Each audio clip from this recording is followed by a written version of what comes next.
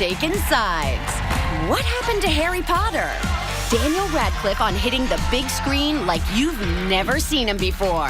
Then, he's the Tony-winning star of the biggest show on Broadway, Hamilton. Leslie Odom Jr. performs on our stage. Get ready for Hot Topics, because The View starts right now with Whoopi, Joy Behar, Candace Cameron Bure, Raven Simone, and Paula Ferris. Now, let's get things started.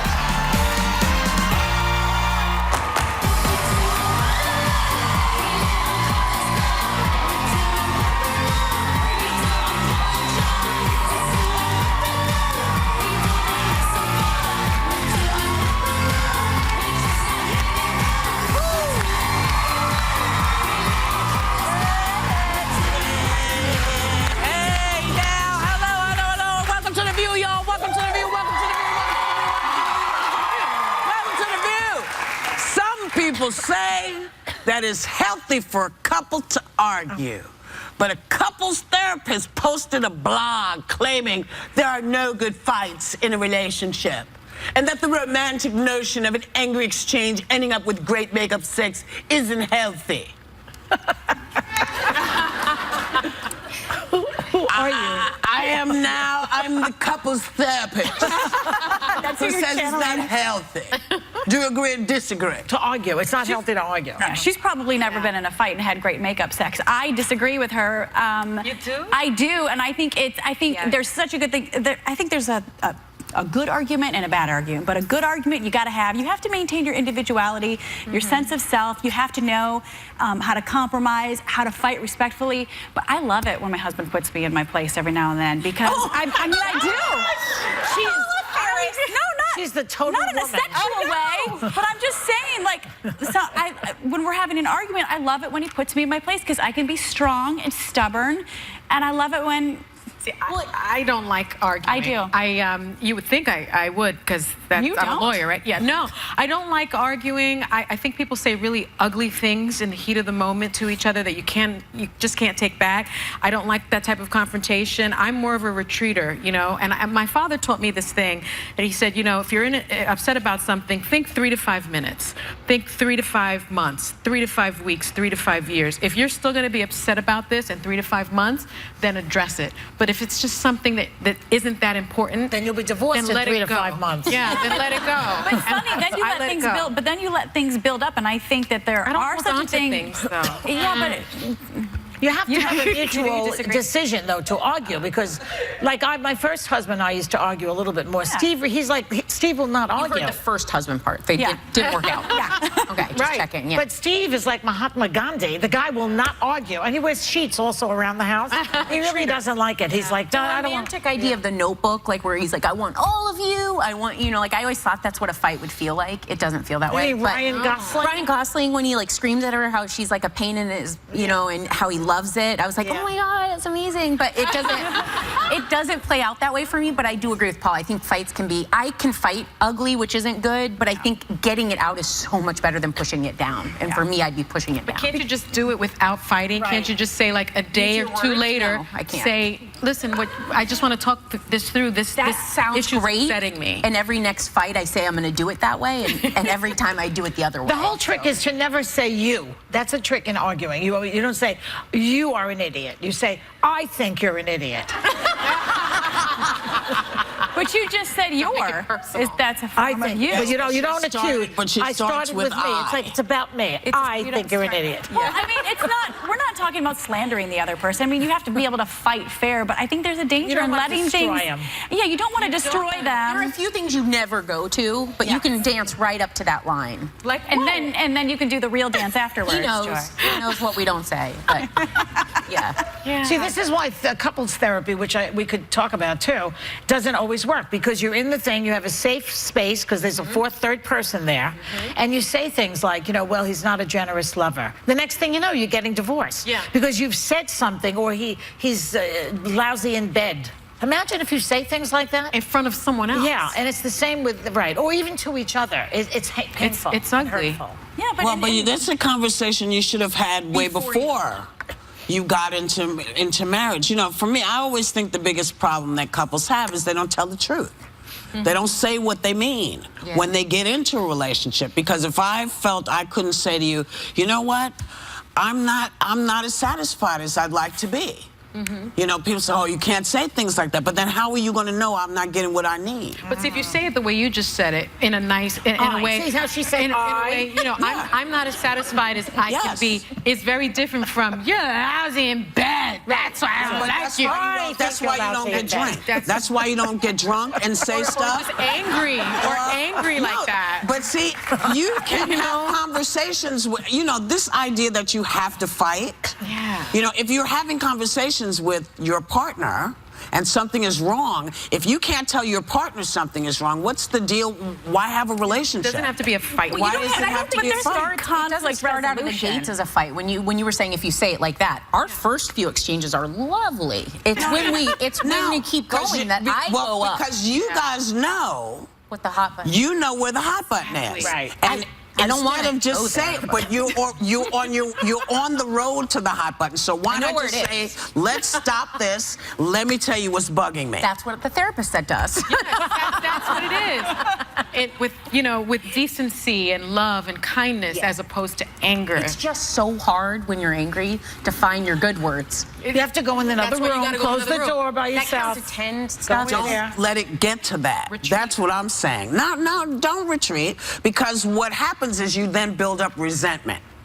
And so you don't want to retreat. What you want to do is you want to feel comfortable. This is my opinion. You want to be comfortable enough to say, can I talk to you? Something's been bothering me. I agree. That's the conversation. Then it's not about, because you know, people suck their teeth and roll their eyes at the other one, and you're just about to get something out of the refrigerator, and you see them go like this. And you go, did I just see that? Exactly. Is everything okay? Everything's fine. Yeah. And if you push it down, like Whoopi said, the next topic you're talking about will be what's for dinner, and you'll start fighting because something else is under there. I don't mean to push it down, but when I say retreat, my point is, you know you're angry, you know you're angry about this. Go to another room, chill out for a little while, get your thoughts together, and then be able to approach the person Don't with be a lot of self-control. You do have to have self-control. You know. It's hard. Sometimes it's hard not to be angry, though, if you keep having the same fight over and over. Is that what you do? What's the fight about? Our fight is always who's going to make dinner. Really? You can ask my husband, yes, because he doesn't cook. Get a chef. I was going to say, no, I don't. Too expensive. No, Get a chef. It's easier. No. I don't want a chef, A, because it's expensive, and B, I don't want to set that example for my kids. Or order in. I want my kids to see. I want my kids to see the family coming together at dinner. Rather see mommy and daddy fighting about food. No. Take out. No. It shouldn't be this complicated if each of us just picks a night, and that's all it boils down to. But that's clearly one of you doesn't want to do that. Yeah. So why is the other one not seeing that? Are you talking about why am I not seeing it? I don't even pretend I know what's happening in your house. Why can't you just split the days, and then on your 3 or 4 days, you do it the way you want to do it? Or maybe he doesn't want to do it, and he shouldn't have to if he doesn't want to. Cereal for dinner. Next topic. And you know what? That's right. Speaking of cereal, we're going to try to sell you some cereal right now. We'll be right back with more Hot Topics. House call. Would you let a couples therapist move in to treat you? The ladies say if they'd make room on their couch. Next, Daniel Radcliffe hits the table. Plus, the Tony-winning star of Hamilton, Leslie Odom Jr., performs right here.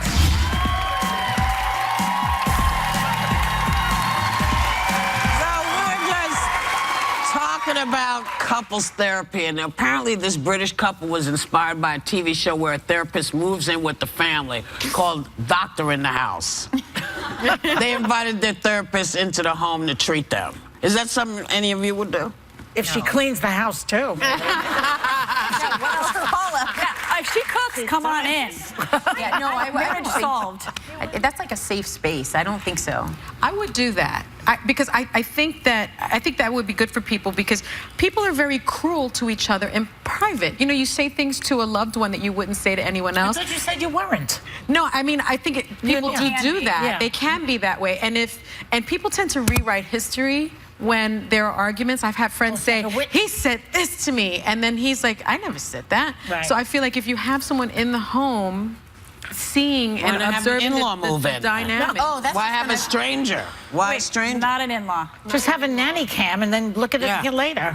Yeah, but are you really going to, are you going to be on your best behavior, or are you going to actually live? Do you ever see that show? You would actually live. Do you ever see that show, The Super Nanny? Yes. She comes in, but that's for children. Children are going to behave the way they behave. Well, but a husband and wife are going to pretend anyway, because there's the therapist. You don't think they're going to be on their best so much behavior? Pretending to. I mean, at some point they'll let their guard down, and then you get to see it. Not necessarily. Yeah, it's only a day, by the way. Yeah. She just comes in for a day. Yeah. Oh, for a day? She could come over for fun. Like, like an afternoon. I thought she was living with us. No. I don't like. Listen, if that bitch ain't paying rent, she can't come. Sorry. All right. You know, with all this crazy gun violence in the headlines, father wrote an article where he worried about his kids playing with water guns because he was afraid it could be mistaken for the real thing. And he eventually decided it was safe for them to use in the safety of summer camp. But, you know, water guns don't necessarily look like water guns these days. Well, they now have certain restrictions. If you have a toy gun, not a water gun, they have to have some sort of like orange distinguishing element on it so it doesn't look like a real gun. I know my kids, I've got to say some of our favorite memories this summer have been front yard, everybody gets naked and runs around shooting each other with a water gun. Everybody gets naked? Well, the kids do. The kids do. You see? Clarification. You see? The kids get naked and run around and spray each other with water guns, but yes, my kids that are 8 and under, clarification, I'm not that bad of a mom. But I do get alarmed when my 2-year-old, he'll take the water gun and he'll spray it in his mouth. And so like the rule in the house is you have to spray shoulders down because you can see how they can get desensitized to the real thing. Thirsty. Can't you get him a glass of water? I never let my kids play with toy guns, and it comes from me. I remember the first crime scene that I went to, and I saw a body with bullet holes, and I thought I never want my kids to think that a gun is a playful thing or a toy or anything like that. And I've always felt very strongly about that because I think our children get so desensitized. You know, I think about what we used to do as kids. We used to make carpet guns when I was a kid. You'd get a piece of wood, and I don't remember exactly how you did it. People would like have, you know, carpeting, like linoleum. They throw it out the window in my neighborhood. And so we'd go in the yard and get the linoleum, cut it into little pieces, get a piece of wood with a rubber band, and put the little linoleum, and then shoot it at each other. Really? Yes. Now, blindness ensues very often. You used to do this? I used to do that with a linoleum. Because we knew. Listen, that's why I feel that water guns should look like water guns. When I was a kid, they were bright orange, they were yellow. It was nothing but a water gun. You could not mistake it for anything else.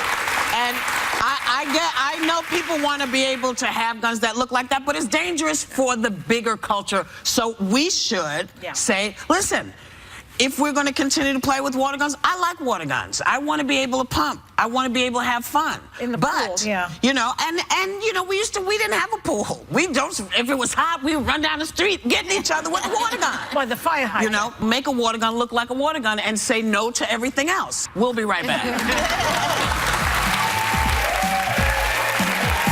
Should some places be off limits to talk politics? The ladies are setting boundaries next.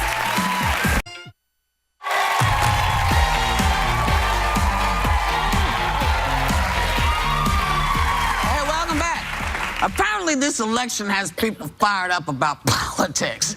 And a new poll found that more people are arguing about politics in the workplace. Of course, it's our job to do that, but is this a topic that most people can't or should avoid at work? Yes. It's such a polarizing topic that imagine if you saw like someone that had really strong beliefs that were different from yours. It'd be hard to forget that when you are interacting. Yeah. I think people are forgetting, too, how to be civil and how to disagree without being a jerk. You know, there's so much venom, and if you don't believe how I believe, you're an idiot. If you're going to vote that way, you're an idiot. That's what I don't like to see. Like, let's have a civil conversation about politics, and let's respect one another at the end of the day. I think people aren't doing that for whatever reason in this political cycle. This was interesting to me. The most likely to fight over politics by industry. Computer folks, 47%. Oh, yeah? Computer folks. Yeah, because Healthcare. they want to talk. Yeah, they want to talk. Healthcare, 24%. Retail, dangerous. 20. In right? hospital? In hospitals, they're fighting. 24%. Financial services, 29%. Aren't they handling people's money? They shouldn't. I don't know. I like the and topic. And then 23% for retail. They always say don't talk religion or politics, but those are the two most interesting subjects. Yeah, but at work, I mean, like, Work, no. In the bedroom, I say no. No politics in the bedroom. I usually get a cup of coffee on the way into work, and I always stop at this particular coffee chain, and I heard the two baristas talking about one of their customers.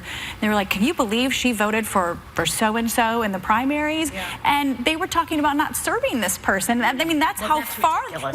which is ridiculous. And I do your job, but also it's once again that theme, let's have respect for one another. We don't have to see eye to eye on everything, but I just couldn't believe they were talking about denying someone's service because of who they voted People for. feel really strongly about it. And by the They way, deny people's service based on their sexuality some places in this country. And their religion. Yeah, and their religion. and their race. gender. Just do your job. Give me my coffee. More people fight over Trump, by the way, statistically. Of course. that's not shocking. People, but I find that on like social media, when people rant, I defriend them immediately. Yes. And one used to be a relative, but like I Yes. would see him like always talking about it, and it made me uncomfortable. So I was like, can't. Unfollow. Unfollow. Bye-bye. I went unfriend. That's a step further. Oh, I don't do that. I just unfollow, yeah, but unfriend now. Is unfriend only on Facebook? Yeah. Okay.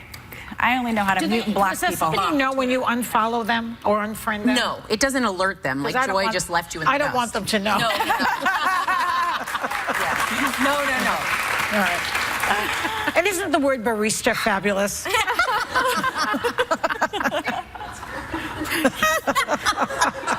We lost. This and other stimulating conversations will be next. We'll be right back. Hi everybody, I'm Dan Radcliffe and I'm here on the to talk to the ladies about my new film Emporium and all about saving the home.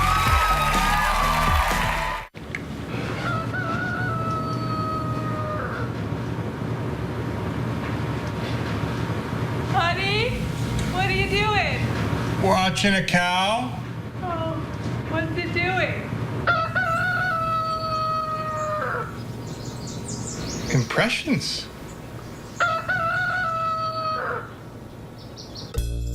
Power up your morning with a new 300-calorie egg white grill. Only at Chick-fil-A. Every year we look for a better way to tame the backyard. Fortunately, there's fingerhut.com. Get the credit you deserve and low monthly payments. Fingerhut.com. Now you can. Critics everywhere are falling in love with Cafe Society. That is fantastic. It's funny and richly entertaining. A total delight from start to finish. Life is a comedy written by a sadistic comedy writer. Cafe Society, rated PG-13, now playing everywhere. Searching for a great used car? Can you help? Start with the millions for sale at the new Carfax.com. Show me cars with no accidents. That's awesome. Plus, you get a free Carfax report. Start your search at Carfax.com.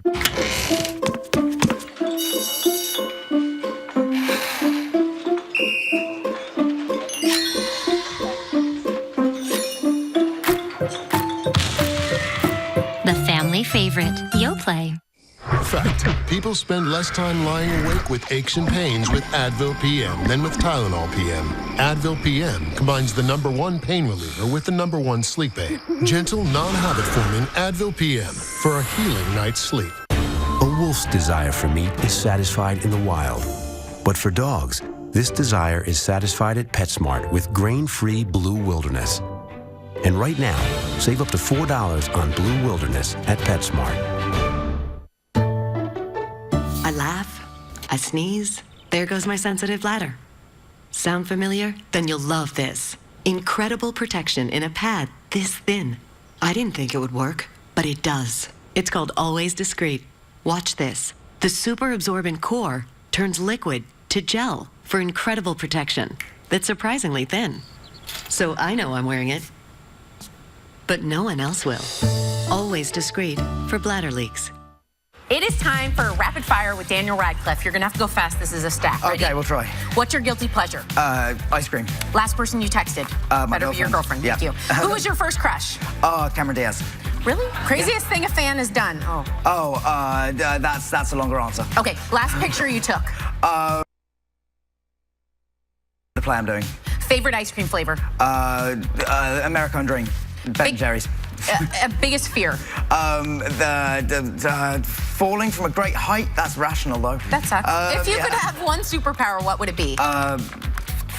Flight. Who's your hero? Like Spider-Man. Least favorite food? Least favorite food, any vegetable. Word of the moment? Oh, God. Word of the moment? Oh, selfies in my head a lot because I'm doing a play about selfies. That works. Selfies are involved. That's annoying, but yeah. Last show you binge watched? Top Chef. Biggest pet peeve? Annoying people. I don't know. What was the worst nickname you had as a kid? I didn't really have nicknames. I just got called Radcliffe because I went to an English private school, so you just get called by your surname when you're in the military. When you said it. Okay. Favorite junk food? Just cheeseburgers, junk food. That's so much of my diet. It can't be. Cheeseburgers. And he doesn't eat vegetables, people. There you go. Sorry. Hey, kids. Thank you so much.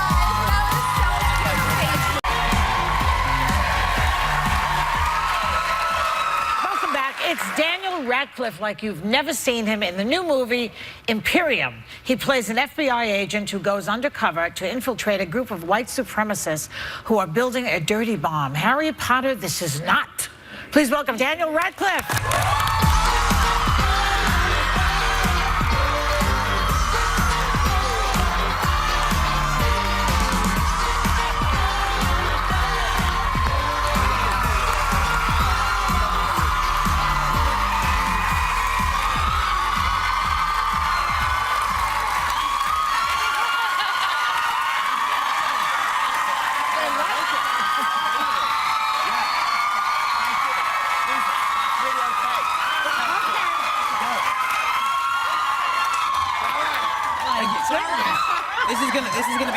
This is gonna be a real anticlimax after that. I can't possibly live up to that. Thank you very much. That was very kind. You realize that for a lot of our audience, you're part of the fabric of their lives. They grew up with you. Yeah. They're friends with you as far as they're concerned. It's a lovely thing. I always growing up, I was obsessed with The Simpsons. Yeah. And so, to me, the idea that I might occupy a similar space in terms of importance in someone's childhood is amazing. I think they see you as a sex symbol also, Daniel. Oh, well. Right? They do. Not for me to say, but thank you very much. Bunch of horny women in this audience. And so they're not going to like this question because I know you have a girlfriend, a real girlfriend. Yes, I do. A real one, yeah, absolutely. Very cute. Very cute. How long have you been together? It must be coming up around 4 years. Oh, yeah. Very good. Congratulations. Thank you very much. Yeah, everyone always gives that reaction. Everyone's always like, oh, an actual, right, you're serious about this. But you're doing a long distance thing, I understand. How do you work that out?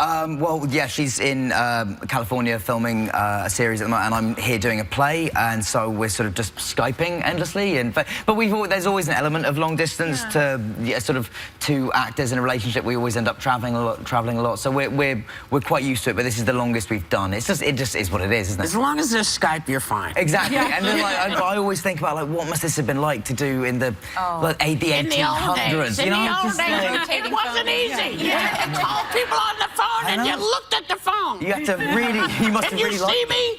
What about the 1980s? You had to just resort to phone sex. Our phones were this big. Nothing about. But our phones were this big, so it was easier. It's definitely. I'm very grateful for Skype and FaceTime. Yes. But I also found out that you actually fell in love on a movie, Kill Your Darlings. Yeah, that's where we met. Yeah. So do you ever just pop the DVD in and watch it? Well, what's great about it is that this is that was us first meeting, and we were just flirting, and there is an actual kind of record of that, because that's what our characters were doing as well. So you definitely can't show the rest of that scene at this point in the day. But yeah, so that's how. So we do have this sort of lovely record. There's of that a record now. of it. Yeah, that's kind of nice. It is kind of good. You know, I saw your new movie, Imperium, last night. Okay. It is phenomenal. Oh, everyone thank you should very watch much. it. But it is very uncomfortable. It's Yes. very dark, especially as a woman of color. I mean, it's about your role as you're an FBI agent infiltrating a white supremacy group. Yes. And given what's going on in race relations now in this country, what did you learn about those types of groups? I think the main thing that I sort of took away from the film is that as difficult as it is to not just be, because, you know, your reaction to somebody like that and to white supremacists and that sort of thinking is just sort of disgust and anger, obviously, and revulsion. But the thing that I sort of suppose I took away from it is that the more you act that way towards them, the more it plays into their worldview that the whole world is just a conspiracy against them.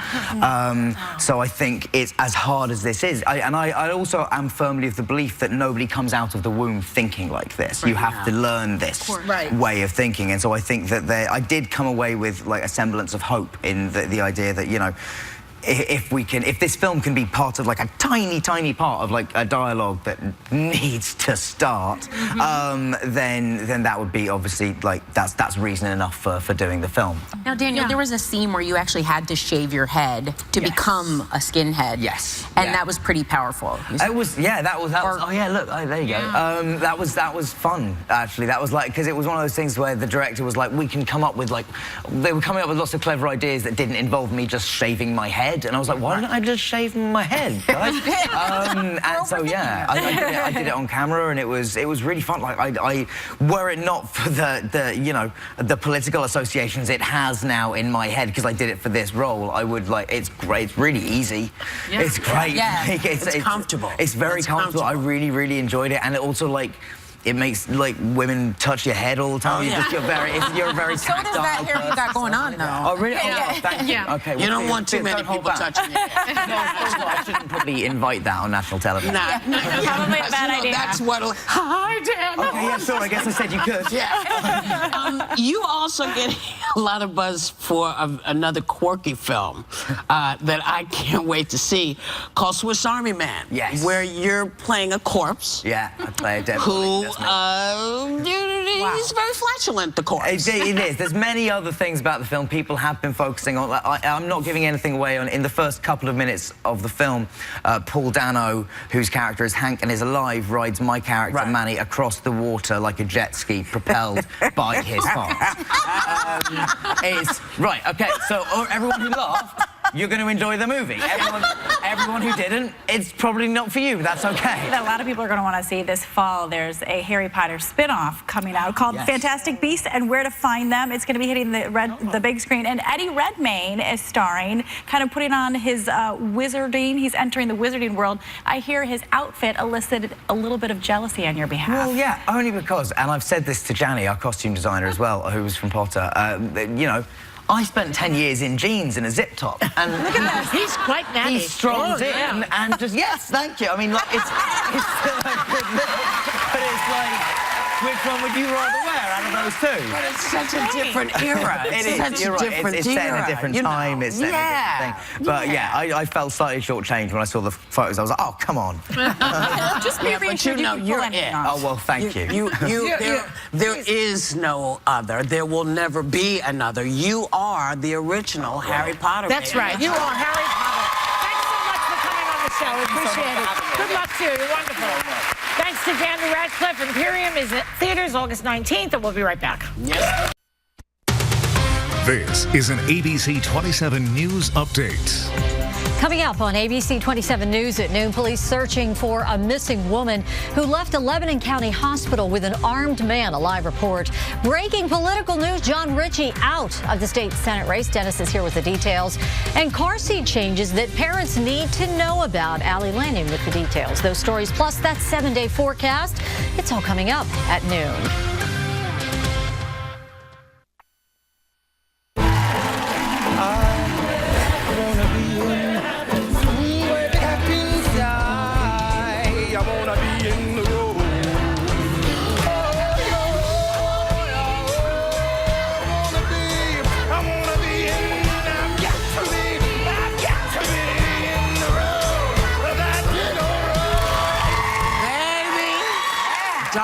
If if you were lucky enough to have seen our next guest owning the stage in the Broadway phenomenon Hamilton, you all then know why he won the Tony this year.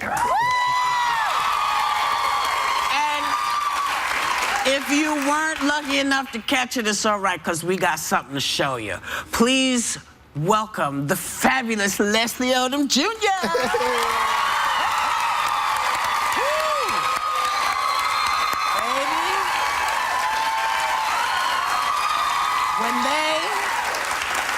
When they called your name and said the Tony goes to. Yeah. Did you hear Leslie Odom Jr.? Did you hear Leslie Odom? What did you hear when it happened? I heard, do not mess this up. I heard, make sure you thank everybody that you were supposed to thank, because, you know, it's not a guarantee that you'll ever be up there ever again. True that. And so I had 3 sections in my mind. I don't remember what they were, but, you know, there was like my cast. Right. And then my family, and then there was something else. You know what I mean? I just knew I had to thank 3 sections of people and then get out. Look, should we mention that you were up against Lin-Manuel Miranda, who created Hamilton? Well, Lin's got a couple Tonys. I think he's all right. I think he's going to be all right. He's not mad. He's not mad. He ain't mad at nobody. Now, you played Aaron Burr for 2.5 years, and you recently left in July. What prompted that? Why are you not doing it anymore? Well, I did the show around 400 times. So by the time it takes a second for the movement to catch on, you know. So by the time a lot of people heard about it, we'd already been doing it for a while, and so, you know, your knees start to ache and your back starts to ache. So it felt like it was time to go. It felt like it was time to get these guys back together. I've performed on and off with these guys for years. We've known each other, but this is these guys. this is the first time that we have put together a project, you know, and we decided to focus on this again. So, Leslie, you taught yourself to sing when you were 5, but then somebody told me everything changed because you got a karaoke machine when you were a teen. Do you remember the first song you sang karaoke-wise? It was probably like This Little Light of Mine. This little light of mine, I'm gonna let it shine. This little light of mine, I'm gonna let it shine. This little light of mine. Yeah. I'm gonna let it shine, let it shine, let it shine, let it shine. Right. Oh my God. Hey. Oh, don't start. That was just a taste. Yeah. Don't start. Because, you know, don't put a band behind me, because you'll all go home with me. That's the way it is. We are actually going to hear more now from you. Without further ado, here to perform Autumn Leaves off his self-titled CD, Give It Up for Leslie Odom Jr.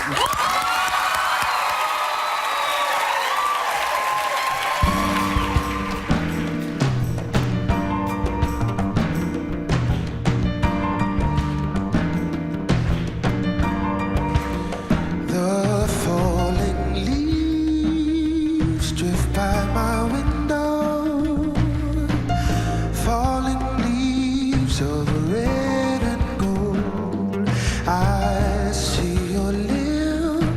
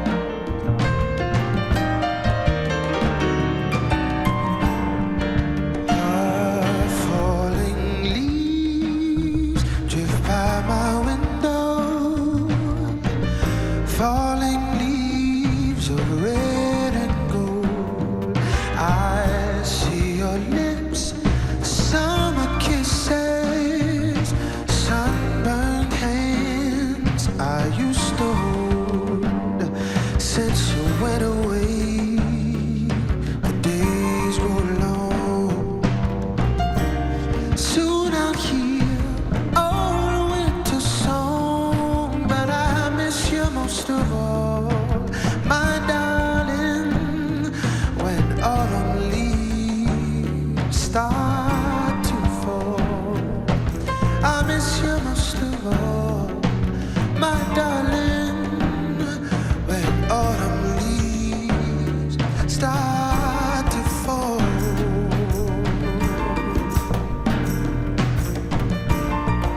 Come back, baby. Oh, darling, my darling.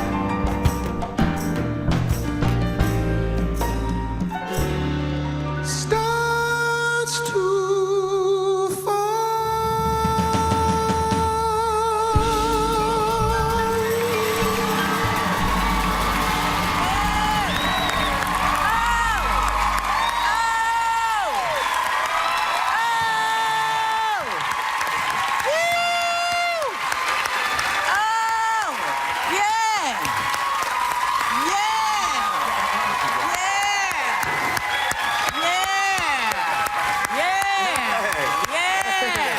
Come on now.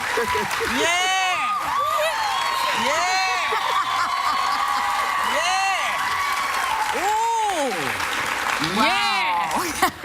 Start to fall. Yeah. Anyway.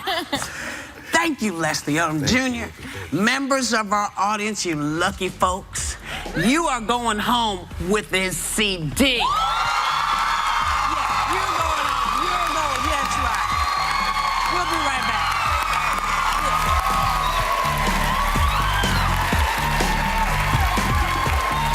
So this happened at Hot Topics. Apparently trending online right now is the hashtag #MyUnOlympic event. My event would be bacon marathon. I would love to do an obstacle course with my dogs. Enjoy. Me? Yeah. Talking. Oh, yeah. It's the view on ABC. Now from the great beyond. And what he tells them rocks their world. I want to call my mom.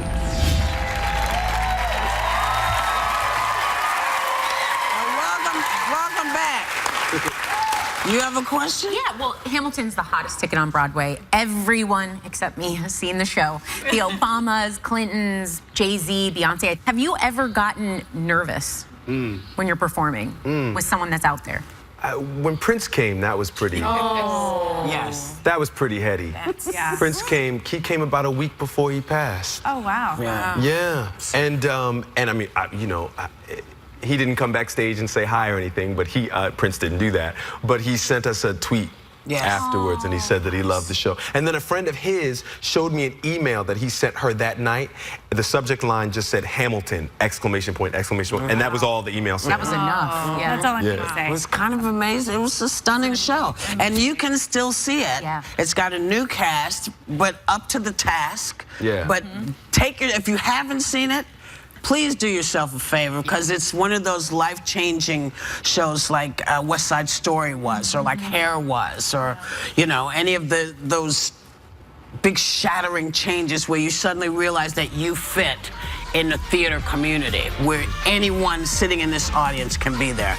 We can say this to you also. Have a great day. Celebrate yourselves and take a little time to enjoy the view.